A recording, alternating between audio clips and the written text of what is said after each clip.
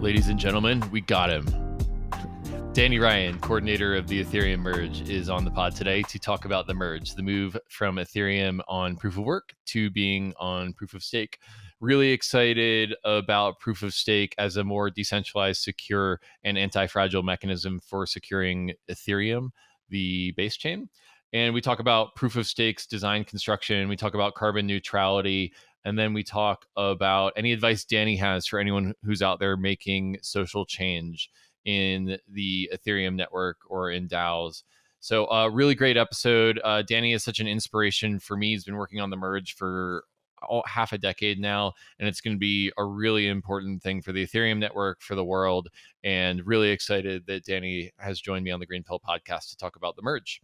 So enjoy. ReFi summer has arrived, and CELO is here for it. CELO is the layer 1 blockchain for the regenerative finance movement. It's fast, planet positive, and built for the real world. CELO has committed towards producing a sustainable future from the very beginning, and is the world's first carbon negative, EVM-compatible layer 1 blockchain. CELO has become much more than a technology, a currency, a community, or even just a layer 1. CELO is a movement to create conditions of prosperity for everyone. You can soon engage with all of this via green asset Uniswap pools on CELO, benefiting reforestation and other regenerative products through the Toucan protocol, MOS, and more. ReFi is also about the health of communities, and Resource Network is creating bankless infrastructure for circular trade and mutual credit networks to benefit small businesses and local economies, all on CELO. Follow along on Twitter to learn more about how CELO is accelerating ReFi summer for a positive impact on people, communities, and the planet. If you're attending ECC, visit the CELO Saloon to learn about what's happening on the front lines of ReFi from industry experts.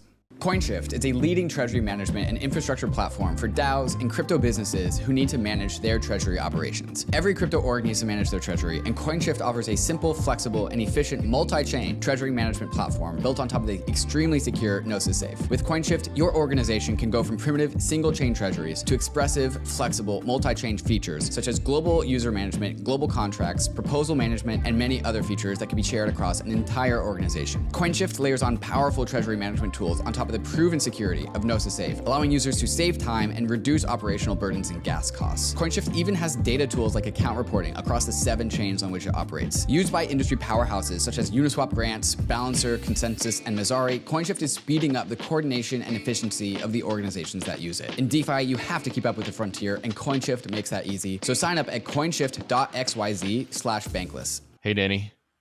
What's up, Kevin? Thanks for agreeing to do this. All right, Yeah, my first question is Wen Merge? Although I have pushed that question off for many years, as it's been asked to me, I can actually give you a day, or at least a day with some error bars. There was a mainnet blog announcement post this morning, and it's been the past couple of meetings refining and deciding on this, the past couple of public meetings, and that is September 15th. 2022. It's based upon total difficulty, which is based upon how much mining is happening between now and then. So depending on what miners do, are they selling their hardware? Are they revving it up? Or, you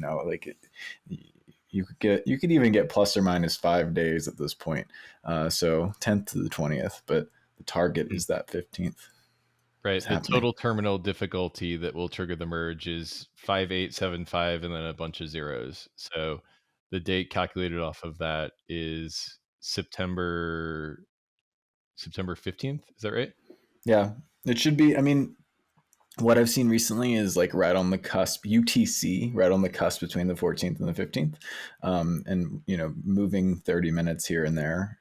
There's a couple different estimators and stuff. So it's a bit of it's an art, not a science, in estimating difficulty, because we're also, we're like, you make like a linear regression. You're like, okay, if this happens, this is, but you're also trying to say things like, well, are the miners going to mine through the merge, or are people going to start dumping their GPUs and turn, we're going to have like a 10% drop in mining power between now and then? I don't know. Yeah.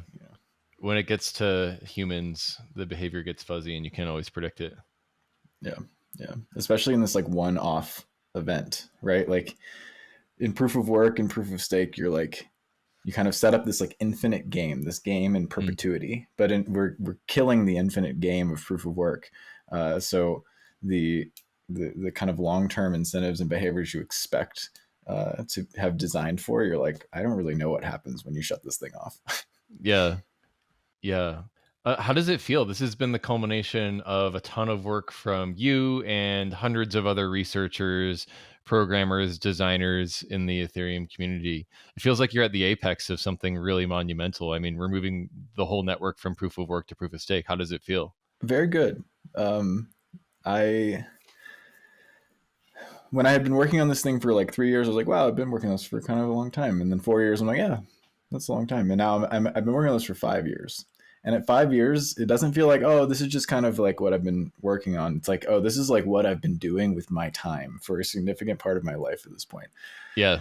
So it feels good. I'm very excited. I think we are ready. I think the feeling as you talk to client developers, it's a range. Everyone's had their nose to the grindstone for a year plus, really, really, really, really pushing. And so I think some people are tired. I think some people are anxious. I think some people are excited. And everyone's, ready to see it happen. So, and then if you ripple outward from there and you go towards the community, I mean, people thought proof of stake was coming in like 2017. So Right. everyone's more than ready. Everyone is excited, and it's definitely a huge thing to celebrate. And I'm excited. DevCon's really well timed. I think it'd be fun to kick our feet up a little bit and enjoy this milestone. So Yeah. Yeah, I can imagine that you're super proud of the community as well, in addition to the anticipation and just feeling really good. It's the culmination of a lot of decentralized coordination. yeah, more than I expected going into this. Yeah. Well, and I think that from what I've heard, the proof of stake algorithms went through a lot of different iterations. So the reason why the merge didn't happen several years ago, as far as I've heard, is that there was just better designs that were discovered as y'all were exploring the design space. And so it must have taken a lot of courage to not hit that deadline of moving to proof of stake the first time under the old algorithms and to iterate towards the better one. Yeah, it's tough when you're simultaneously trying to engineer something and like get it out the door for users to use, while also like performing groundbreaking research on stuff that people haven't done before. So it's like, if we didn't do any more upgrades for the next 10 years and just thought about it, we could come up with some really good designs, I'm sure. But like, you kind of have to find the balance between like what is good enough, what is sufficient, what is secure enough, and what do we know today. So yeah, I mean, like EIP 1011 hybrid proof of work, proof of stake. That was that thing that was, it felt close at the time. In retrospect, knowing what I know now, it needed a lot more testing, a lot more security analysis, a lot more engineering. I don't think we were actually like 4 months out. I think we were probably like 16 months out on that design. But it didn't even get us all the way there, right? It was like this layer on top of proof of work, and then we were going to kind of like remove proof of work over time. It also had a 1,500 ETH minimum to stake. Yeah. Like 32 ETH is still a lot. But the utilization of BLS signatures and aggregation has allowed for far, far, far more participants. I mean, granted, there are many quote validators that maybe is a staker that's running 10 of these entities, and so 320, but there's a lot of home stakers that run a 32 ETH validator. Mm-hmm. So opening that up, I think, is made for like a much healthier distribution, much safer network. So but yeah, it's always a balance between that next like research breakthrough versus shipping things today. Yeah. Well, I hope you're going to celebrate in Bogota at DevCon when the merge has happened. Do you have any plans to celebrate? So on day of, and I'll at an undisclosed location near where I happen to be, I won't disclose here, but we're going to do some sort of watch party. So I'll let you know. Cool. So definitely day of, we'll have a bit of a watch party and hang out. And then I think right before DevCon, we'll have something of like a research workshop, as we often do with many of the researchers and developers. And probably like that night, like all go out, hang out, enjoy and talk about, have our war stories and stuff. And I guess I'm extremely confident that the merge will go well. I'm, moderately confident that it will go off without a hitch. Although, a client team here or there might have a software issue as we go in. So I'm very confident that if and when an issue emerges, we'll be able to kind of figure it out, resolve it, and patch it. So I guess we'll know then, and we'll be reflecting on maybe some of the crazy moments between now and then. I guess we had a bit of a crazy moment yesterday. Geth released their merge ready release, and then Perry on our DevOps team upgraded the nodes on like a shadow fork, a testing environment, and all of the Geth nodes bricked. Right. I think I saw the hash tree gets corrupted or something. Yeah. Like something about the state database structure got corrupted, and they had quite a last 24 hours scrambling to find and fix that bug, which they did. Yeah. But as these things go, that might not be the last one of those. So we'll see. Mm-hmm. Yeah. Well, fingers crossed. I think we're recording this in late August. I'll probably air this in early September, right before the merge happens. So we'll see what happens between now and then. But I think everyone's rooting for this to go off without a hitch. Yeah, it will go well. There are gradations of well, but and I hope if your listeners are Ethereum folks, they probably heard the multi-client drum being beaten over and over again. But there's 5 implementations of the consensus layer. There's 4 production implementations of the execution layer, and like that's a feature. So like, if I won't even say a particular name because any client team could have an issue. Geth, who we hold as like very robust, like had an issue yesterday. But when that happens, like a certain portion of nodes will have an issue, and then a patch will be released and it'll keep going, where instead of like 100% of the nodes having this failure all at once. So the redundancy definitely helps us there. Yeah. I think that attribute of anti-fragility coming from multiple clients being implemented in multiple different languages by people on different continents is really a beautiful attribute of the network that's been designed. It's wild. So like, you don't really see it in almost any other environment. It's like, it's hard to replicate. Mm-hmm. I'm wondering if you could take us down the deep rabbit hole of how proof of stake works. I'm just thinking that every time I hear Vitalik talk about proof of stake and how it game theoretically works, and in the design criteria for proof of stake, I get a more full conception of what the design criteria are and how the system works. And I'm wondering if you could just like take me into Danny Ryan's brain, like how does proof of stake work? How does it secure Ethereum? What were the design things you were shooting for? And I'm wondering if you can paint me that picture. So I think the first thing I like to do is take a step back from proof of work and proof of stake. And it's really just like economically bounding the impact or influence of any actor in this distributed system.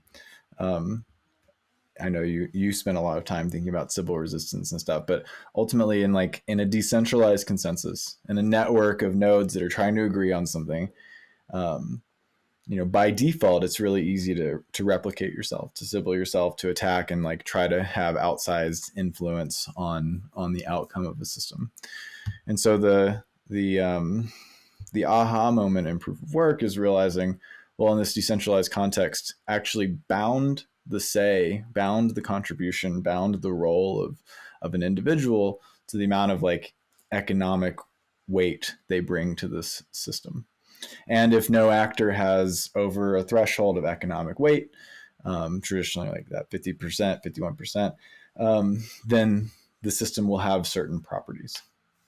And so in proof of work, and the hard part here is, how do you prove to a distributed system that you've actually dedicated like an economic, a scarce resource to it? And in proof of work, turns out that like crunching on hashes and solving, cryptographic puzzles is a really clear way to demonstrate that you've dedicated mining hardware and energy consumption which are scarce resources, to the protocol.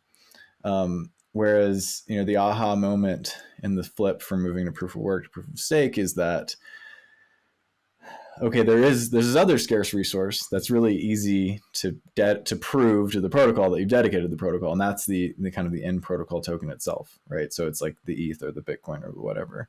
And instead of having to constantly consume energy to prove that you're dedicating those resources, you can actually lock them up inside of the protocol in a game where they're now at risk. That's the kind of thing. It's like, it's proof of dedication of scarce resource to the protocol. If you could like prove that you've dedicated your vehicle to a blockchain protocol, like that would work, like proof of car, like, but it's not really obvious how you'd prove that to a distributed system. Whereas, like, can you prove that you've dedicated storage to a network? It seems like that's actually harder. These proof of space-time protocols, but it seems like there's some stuff there that does work. And so it's really like scarce resource, dedication to protocol, kind of like being such that it bounds the say, it bounds the kind of the role.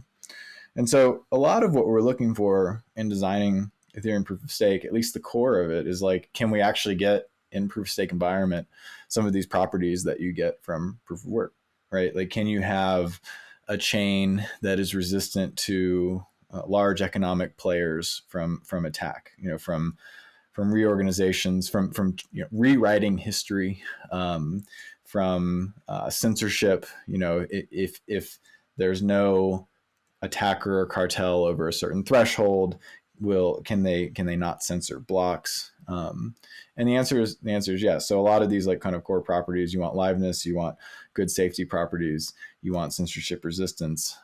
Turns out that in this alternative crypto economic construction, proof of stake, proof of dedication of your crypto assets to the protocol, you can get those properties. And so, that's a lot of what you look for at the basis is proof of work. It's a simple machine. It's an elegant machine. And can we get some of those core properties and actually hoist them into this alternative environment? And then some of the other things that we're looking for are so proof of stake gives us security. We would make arguments and claims that it is more secure under analyses than proof of work, and it gives us sustainability, economic, environmentally, in the sense that we don't need to be burning energy as our scarce resource. We can use the end protocol tokens. But one thing also that we're looking for is scalability, right? And so it's a question of, as we're designing these systems, can you utilize proof of stake? Can you utilize these validators, these economically incentivized actors, to actually come to consensus on more? More than that single chain paradigm, more than like the baseline amount of scale you get out of a system like Ethereum or a system like Bitcoin.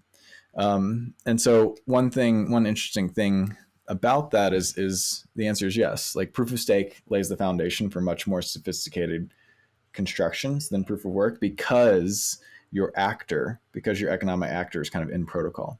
Like, you have a notion of these discrete consensus entities that you can say, like, okay, well, not only build a block, but do this, do that, do this other thing. And so you can construct more complex games because of that. And I think you can probably construct such games in a proof of work environment, but you probably end up like kind of simulating proof of stake in a weird way. Like, you end up having miners like register identities as they mine to then be given different roles and stuff over time. So one of the things that has been a very important part of the design here, and something that's been very topical recently, is recovering from failure modes. So earlier, when I'm talking about security, with these protocols, you generally make a claim, unless there's an actor of this size or a cartel of this size, then you get property X, Y, and Z, whether that's like liveness or safety or censorship resistance. But then implicit in that statement is that you do have these failure modes, where if you do have an attacker that has a certain amount of capital, or is willing to burn a certain amount of capital or whatever, that you do have failure modes. And those failure modes could be censorship. Those failure modes could be trying to reorg or rewrite history. And in proof of work, there's not actually very good ways to recover from this. So one of the design points in proof of stake is to actually have better recovery modes. And it's because, so in proof of work, if you have over 50% of the mining power, you can essentially rewrite history, you can censor blocks, you can do whatever you want, pretty much enter God mode. And the only way to remove that nefarious God that is entered into the system is to change the mining algorithm. So to essentially brick their hardware. But in doing so, you also brick the good guys' hardware. So there's like an ultimate abort, but like you're kind of totally screwing the system at that point. Whereas, and so kind of the intuition is like the protocol, because the economic asset securing the protocol is outside of the protocol, mining hardware and energy consumption, the protocol can't really do anything, can't punish that asset. Like the protocol can't go burn down somebody's mining farm. Whereas in proof of stake, that economic asset is in the protocol itself. Thus, the protocol can punish nefarious activity. So there are provable faults. Pretty much like if you say A, you say this, you say something over here, and then you directly contradict yourself in a kind of cryptographically provable way, then your assets, not only are you getting rewards for your assets, but your assets are at risk. So you're, in the extreme, the entire stake can be destroyed. And so you end up with this like nicer security margin. You're not just rewarding, but you can actually punish. By you, I mean, the protocol for explicitly nefarious things. And then there's also kind of, that in certain modes, certain types of attacks, reorgs, double spending, that kind of stuff, like the attacker has to accumulate the capital to do so, but then they actually have to spend the capital to do so. Whereas in proof of work, you just have to accumulate the capital. Then you have, you accumulate the assets to conduct such an attack, and then you can conduct the attack over and over again. Whereas in proof of stake, you conduct the attack once, all your assets are burned. Hopefully it was worth it. Everyone loves burned ETH, and the protocol can recover. There's these other failure modes like very explicit censorship of other blocks, those types of things. And some of once you get to like mega super majorities where you're maybe 2/3 attacker, you're censoring, and you're kind of in proof of stake God mode. You have some some last fail safes, and that's essentially social recovery. So in proof of work, like you didn't really have much of a social recovery. Like I mentioned earlier, you can change the mining algorithm. That's about all. And you hurt the good guys and the bad. And you probably enter into a pretty insecure environment because you've changed the hardware requirement. Whereas in proof of stake, there is, it's kind of clear the fault attribution, even in these like non-internal protocol faults. And in the extreme social recovery, you can either soft fork such that the good guys no longer listen to the bad guys, and the bad guys would have to exit, or their funds would slowly leak due to inactivity. Or in the extreme, there's the hard fork ability, which, you either hard fork exit everyone, you hard fork burn everyone's funds, and these are the types of things that like the threat of the failure mode hopefully prevents the failure mode from ever happening, because it's not.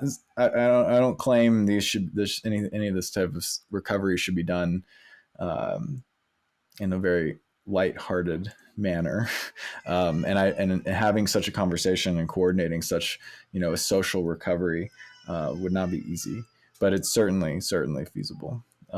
So better failure recovery due to that crypto economic asset being in the protocol. It's quite a bit of a ramble, but that's definitely some of the stuff we're thinking about when designing these systems. No, I mean, I just got that feeling, you hear someone describe a beautiful painting or a glass of wine and all of the attributes of it. And that's the feeling that I get when I hear you talk about proof of stake. So, definitely some like oak finish, some oak notes that come through. A secure finish, a secure centralized finish. Immutable X is the layer 2 platform for crypto gaming. Immutable offers massive scalability with up to 9,000 transactions per second and instant transaction confirmation. No more gas fees, no more waiting around for your transaction to clear. Immutable's zero knowledge rollup finally unlocks the world of crypto gaming. Immutable X is the only gas-free NFT minting platform with over 26 million NFTs minted, all with zero gas fees. With the power of Immutable, gaming developers don't also need to become smart contract developers, they just need to plug in to Immutable's API and instantly start unlocking the full potential of crypto assets inside of games. This is why world-class companies and projects have decided to deploy on Immutable X, like GameStop, Ember Sword, Planet Quest, Illuvium, TikTok, and many more behind the scenes. So start building your game on Immutable X today at immutable.com. The Opera crypto browser is the world's first web browser built for the crypto community. With Web3 support and a non-custodial wallet, Opera lets you access DeFi apps quickly and easily. The Opera wallet has buy, sell, and swap features, and of course lets you view your beautiful NFTs, but the browser still lets you use any crypto wallet extension you prefer, giving you the choice and flexibility for the Web3 world. Opera lets you view and manage all of your assets across all the blockchains all at once, and offers seamless multi-chain support between Ethereum, Bitcoin, Polygon, Binance Chain, and other EVMs and layer 2s. But Opera goes even deeper than that. Opera has a built-in homepage for crypto natives with the Opera Crypto Corner, with price charts, news feeds, NFT updates to make sure you are always on top of your game. And it even has Discord and Telegram integrated natively into the browser. That's crazy. Opera is truly building the battle station for the crypto world. Check out Opera both on mobile with Android and iOS apps and on desktop too. You know, I heard Vitalik talk once about how proof of stake was anytime you want to design a protocol that you want to be anti-fragile, you have to make it so that it's cheaper to defend than it is to attack, because we're in an adversarial environment. There are adversaries in the world. And it feels like that security margin that you get from being able to slash in proof of stake is what creates that fundamental attribute within proof of stake, that basically when you have the assets at stake, then they can be slashed as an attacker. And so that wards off the behavior from the attacker attacking the protocol. That asymmetry feels like a core design thing. Yeah, it's very, very important. Like, so in proof of work, it's more like it's as easy to attack as it is to defend. So you kind of have this like 1-to-1. You don't want to cross that threshold. Whereas because of the asymmetry and like in the attackers' funds being destroyed and making it not a repeatable game for them, I think that's where the asymmetry comes in here, which is very valuable. Right. Do you worry about unknown unknowns at all? You know, like say you spend a bunch of time securing the front door and making it anti-fragile to attack, but then there's like a back door that someone left unlocked that we just didn't know about. Is you know, is that something that sort of enters your mind at all? Yes, in a sense. So the protocol itself, the analysis of the protocol, the construction of the protocol, the clients that build the protocol, the multi-client nature of the protocol, I think these things are pretty solid. I think that there are known weak points that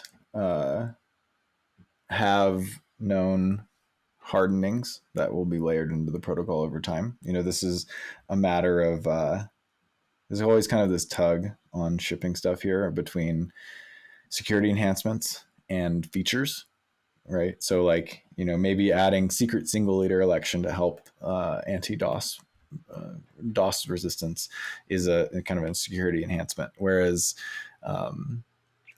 adding more scale through some sort of sharding construction would be like a feature. And these are at odds with each other, like because you can only ship so much. So there are certainly things in the protocol that we know we want to harden over time, but then it's kind of the stuff that gets out of the protocol that ends up being, you know, stuff that you can't necessarily control. So like there's a security team at the EF. These guys are like, they're like a classic red team. They pretty much like just try to break shit. And they come from like a world of 0 days, a world of like reverse engineering bytecode, a world of finding an exploit that lets you then elevate an exploit and exploit. You know, you compound these exploits, and these exploits aren't always just the end piece of software. You know, they start with, you know, a Linux backdoor. and then a privilege escalation, and then a this and that, and then all of a sudden you're corrupting a database that then is making somebody sign some weird message, or you've stolen their keys. And so that kind of stuff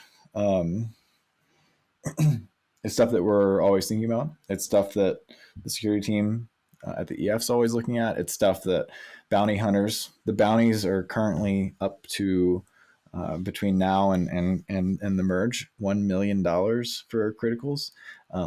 So there's lots of people looking at this stuff, but that's the kind of stuff that like we can try to find and we can try to plan for, but it's not part of the protocol. It's just like part of computing. It's just not unfortunate, but there's a lot at stake. So there's kind of a highly incentivized actor to kind of figure out how to exploit these things. So it's always in the back of my mind. Like if 50% of the network is running like Linux systems and someone finds a backdoor and then can slash 50% of the network, right? Like that's not something that we can like totally prevent, or it's something that we can probably recover from. It's something that would be messy, but it's something that like the protocol can't quite care about. Everyone that running the protocol can care about it and should. And diversity in setups, diversity in country, diversity in cloud, diversity in operating system, diversity, like all of that actually helps. And there's a decent amount of diversity there if you go and look at it. But that stuff's scary. Yeah. Yeah, I mean, I think it's beautiful, the work that's been put into proof of stake and the construction there, but a little bit scary to think about how we're relying on the history of computation and everything, all the way from the hardware of the computer to the network stack, all the way up through TCP/IP and then Linux boxes, and you start to see that when you think about planning for anti-fragility, you're thinking about not just diversity in the design criteria of the protocol that you've built, Right. but also the foundations that it's built upon, and knowing how security has kind of been bolted on to a lot of systems in the at the end instead of from construction. That sort of gets scary for me. Yeah, I mean, we're standing on the shoulders of giants, and also, sometimes think you're standing on Legos. Yeah. So what we're saying is simultaneously, Lego giants. we should well fund our open source software and make sure that that's secure, I think, is the logical conclusion from that. Yeah, absolutely. I mean, the fact that like, I think it was it SSL, like Heartbleed a handful of years ago, that comes out and then you're like, wait, only 2 people maintain that part-time? Yeah. Mm-hmm. Oh my God. And the entire internet is relying on OpenSSL. Okay. I see how it is. Yeah. Yeah. It's kind of funny because I mean, I'm going to take this conversation in a public goods direction, but the pothole outside of your house doesn't get fixed and you see it and you become a squeaky wheel and your city council takes care of it. But there's really digital infrastructure, it feels like, is out of sight, out of mind. And because of that, it's been sort of left behind and left up to people just by altruism working at tech giants to handle it. You also get really big asymmetries. Like I think Linux, for good reason, is able to like raise quite a bit of money. Whereas like these smaller projects that ends up being just like a very important piece of this larger puzzle, that they're often left behind. So sorting through those asymmetries is probably really valuable. Another vector I sort of look at the public goods problem from is that we all have our national, state, and city governments that are focused on public goods of those hold-ons of those levels, and there's no real global public good. So when you get to things like climate change, or you get to things like digital open source software, or the quality of our information environment, the quality of our biosphere, there's no institution that is focused on coordinating that. So Right. one of the things that I'm really excited about with Ethereum is this idea that we have a global coordination, high resolution programmable substrate for creating human coordination. So that's one of the things that I hope, speaking on building on the shoulders of giants, one of the visions that I hope to see for Ethereum. Agreed. Yeah. Do you have any advice? Like, I think that, as you know, I come from the Gitcoin side of things, and Gitcoin's going through a similarly complex transition from Gitcoin Grants being a centralized company to being a decentralized protocol. And, it's hard for me to, I hear you talk about the merge and how it's been the culmination of several years' work for you to move from proof of work to proof of stake. I feel a symmetry between the centralized grants platform and the grants protocol that I know that Gitcoin DAO is working on. And there's lots of all sub problems with Sybil resistance and quadratic funding. Do you have any sort of advice coming from the other side of the proof of stake transition for whoever will be focusing on the Gitcoin grants merge, which will be the merge of all of the activity from the centralized platform into the DAO? It seems like there's similar, well, maybe not similar levels of complexity, but there's large amount of complexity with that transition, and you're kind of subbing out one engine for another. Any advice for anyone at Gitcoin DAO that's listening to this? I mean, a couple of things, and I think from my perspective of what's going on with the iteration of the grants platform there and to decentralize is that they're already kind of following this, but modularity where possible. I mean, you can overdo it, but in an open source environment where you're relying on people that really give a shit and people that are going to like dig into something, it becomes much more scalable from like a team's perspective in this kind of very distributed environment to have modular components. Like I think we lucked into in proof of stake this like separation of the consensus layer and the execution layer. It just kind of like how everything evolved. It came out of it, but it like I now in retrospect like would have a hard time imagining it otherwise. Just for the listeners that aren't familiar with this, like we have these quote consensus layer teams. These are the teams that were working on ETH2 for years, and essentially the teams that specialized in super sophisticated proof of stake and built the beacon chain, right? And then we have these execution layer teams, which are traditionally, the ETH1 teams, the teams that are on Ethereum mainnet today that are operated by a proof of work consensus. But really the sophistication there is in this application layer, it's execution layer. It's like, it's state management, it's transaction execution, it's the EVM, it's the mempool, it's kind of all that, everything in that layer. And that's, the proof of work stuff hasn't changed for years. It's just in the sophistication honing of that. And then the unification, I mean, it's the merge of these two things, but the unification is thus that these proof of stake teams, they get to be really, really damn good at proof of stake, and these execution layer teams get to be really, really good at the EVM. And there's crossover and there's knowledge transfer and stuff like that. But like it has such reduced the complexity of the kind of how these systems operate and allowed for in this kind of open source context where you have, I think, usually smaller teams that are really, really driven and really, really specialized, like those OpenSSL guys that it's just like two and like, this is what we do. We do OpenSSL. Similarly, like the Geth team gets to be like, we do the EVM, and the Lighthouse team gets to be like, we do validators, we do signatures, we do this like, crypto economic construction. So I would say, you can overdo it. You could like modularize this thing like 10 times more. And I think then you start to have losses. But I do think, when constructing these things in a distributed context, in a community context, that modularization such that you can have smaller teams and have like people that work on things they're really passionate about is really important. And then in terms of the parallels on upgrading, iteration is very important. I do not think that so the beacon chain launched in 2020. Right. It's been out for almost 2 years, and it's been in a production environment to a certain extent. There's real ETH there, but there's not a lot of, there's not really user activity, but it's been able to like get this software into a production environment, get this software really tested, embedded, get the software iterated on before it kind of like met with the big thing, the thing with all the user activity.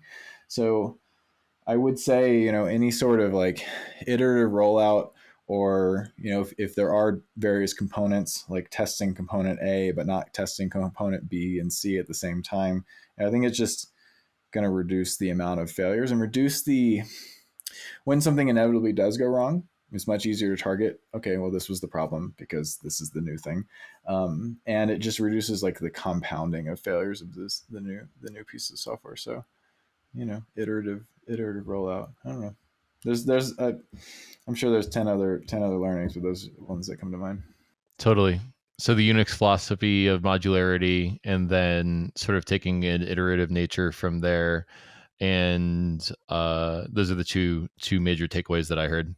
Yeah, I think in like maybe traditional software releases, they're much more likely to be like, and this is version 2, and it's like everything's changed and better and upgraded and whatever. But I think in this like more decentralized context, more distributed context, that it's much better to like slowly change the components rather than change the whole thing at once. Right. Would love to pivot the conversation to talking about the carbon neutrality of proof of stake. Feels like a pretty big deal. Do you know exactly how many kilowatt hours or how many tons of carbon are going to be saved over the next year? So this is from October of last year, which hash rate is variable. But there's a website that estimated the energy consumption of Ethereum at 80 terawatt hours per year. But there's another website that's presumably a bit better that estimated it at 25 terawatt hours per year. But that's a lot. At the 80, that's like the energy consumption of Chile, which is in the top 40 countries of energy consumption. At 25, we're probably in the top 100. So either way, you're eliminating essentially a top 100 country energy consumption from the world. But importantly, like there's a linear relationship between the asset price, the core asset price of a proof of work platform, and the equilibrium of the amount of mining that will be on that platform. So, in a world where Ether price is 2x or 10x, the new equilibrium is to be burning twice or 10 times that energy. So there's kind of like a really, so it's not only eliminating like a discrete number, but eliminating like the potential for growth as well. I guess more on my napkin math. So like a home computer apparently uses 0.05 kilowatt hours per hour. So about 400 kilowatt hours per year. There's probably about 10,000 nodes on the network. So call that like 4 gigawatt hours per year of just like running computers, right? So like there's a network of nodes and they run computers, and there's also this auxiliary mining process. So what we're really going from is the auxiliary mining process plus just all these computers to just the computers, just a network of a bunch of computers doing normal computer stuff like drawing on regular electricity. And so, if we're looking at the 80 terawatt hours per year energy reduction, we're looking at 99.995% more efficient without that linear growth component. If you're looking at, the 25, you're at more like 99.98. Regardless, like absurd reduction in energy. Someone was trying to figure out like a better way to communicate this, and it's like, okay, we're going from the energy consumption of Chile to the energy consumption of like 100 middle schools of their computers, something like that, or it's like almost incomparable. Wow, it's pretty incredible. I mean, climate change is one of the things that I really worry about as a father and just a citizen of the world. Right. And I think it's got to feel really good to be increasing the security and decentralization of the network and decreasing the carbon of it by 99.95%. Like that just feels like an unequivocal win to me. Yeah. I mean, Marius, last September, we were all together. Marius from the Geth team said passionately, he's like, this is literally the most important thing I can be working on. Yeah. Because of the energy stuff alone. And so, hats off to the 100+ people that have been working on this day and night for at least the past year, and many people that have been doing it day and night for 3-4 years. So, yeah, I mean, I guess, one of my sort of ideas in the GreenPilled book is that in order to have crypto, so the subtitle is how crypto can regenerate the world, not how crypto is regenerating the world, because I don't think that it's happening yet. But basically, the first idea is like first do no harm, which means get rid of the carbon, the carbon that the network is emitting. I think that there's work to be done at the social layer to make sure that there's antibodies against the frauds of the Yeah, world, the Terra Lunas of the world, the definitely. Ponzi schemes that are built on top of the network. Not that the base layer should censor those, but I think that at the social layer there should be an immune system where the capital and the talent don't flow into them, and instead they're flowing Certainly. into projects that are actually coordinating things that are good for the world. And I'm wondering if we could spend the rest of the conversation talking about how Ethereum opens up a new realm of human interaction and coordination, creating shifts in power, value, and organization. You wrote a little bit about this in the foreword to the GreenPilled Book, your vision for this and how crypto can be good for the world. And so I'm wondering, once we've how can we shift that, build on the momentum of the carbon neutrality of proof of stake, and net make crypto and Web3 good for the world? Like, how does that unfurl in your mind? Yeah. Virgil Griffith said this to me probably like circa 2017. The way he described Ethereum is that uh, Ethereum is a technology for the construction of new positive sum games, right? It's a way to make very abundantly clear the actors, the mechanisms, and try to tune them in such a way that like the various actors, entities, and mechanisms result in people doing what they think is, you know, good for themselves is also kind of net benefit for others or other systems and stuff. And I think in the context of proof of stake, that's kind of very fundamental. Like, it's this positive sum game where a validator or a miner shows up, they do something that's quote selfish. They put up some capital and try to get a return, and then the outcome is also that it creates a secure network and platform for others. So my selfish, again, I don't mean to use that word selfish in kind of a traditional way. I mean like self-interested way, because of the construction and tuning of this game makes it so that it creates a secure platform for others. And then the extension of that is like, one, I think the most important things about these is, it becomes kind of a neutral platform, a neutral landscape for others or for everyone to kind of interact, to kind of have the baseline same permissions, and to construct new games on top of.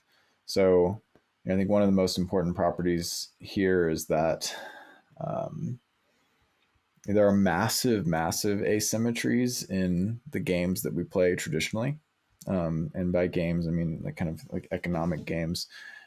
Take for instance the uh, the Wall Street game. Like, there's a game that can be played by certain companies and certain individuals that like you and I cannot play, or I'll speak for myself, that I cannot play, or others in developing countries cannot play, and thus the asymmetries of the kind of the construction of these things allows for further asymmetries, and allows for kind of unfairness to kind of proliferate.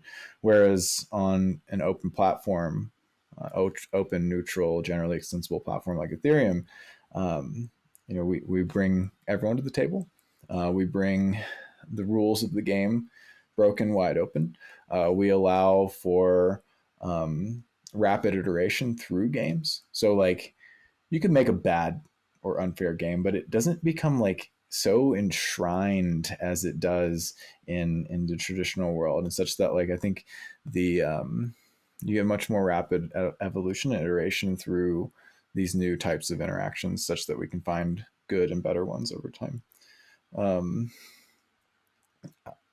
yeah, yeah. I'm going to be, I don't know, sometimes I'm a pessimist, but the optimist in me, says that, you mentioned the scams and stuff like because of this kind of open platform, because of this permissionless ability to innovate, create new rule sets, and allow people to kind of interact with them, you do have a kind of a scammy landscape that emerges. But I'm optimistic that there's far more good games we can construct in this new reality, than the bad ones. But we'll see.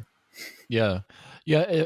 For me, where it feels like, having spent a lot of time thinking about this, both through my work at Gitcoin and writing the GreenPilled Book, it feels like the theoretical constructions are there. Like, if we were building a house, we've found a strong foundation for it and we're starting to build the scaffolding of the house.